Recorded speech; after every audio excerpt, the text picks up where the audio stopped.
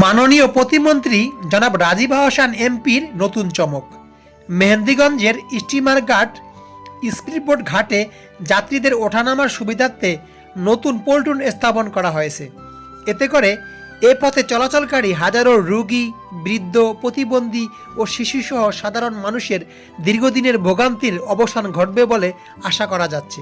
এছাড়াও খুব শীঘ্রই উলানিয়া লঞ্চ টার্মিনালে আধুনিক লঞ্চ টার্মিনাল বসানোর ব্যবস্থা করা হচ্ছে, যা নিঃসন্দেহে একটি যুগান্তকারী উদ্যোগ। দীর্ঘদিন ধরে টার্মিনালে বসার জায়গার অভাবে যাত্রীদের কষ্ট পোহাতে হচ্ছিল। সেই বিষয়টি বিবেচনায় নিয়েই মাননীয় প্রতিমন্ত্রী দ্রুত ব্যবস্থা গ্রহণ করেছেন, যা সত্যি প্রশংসনীয়।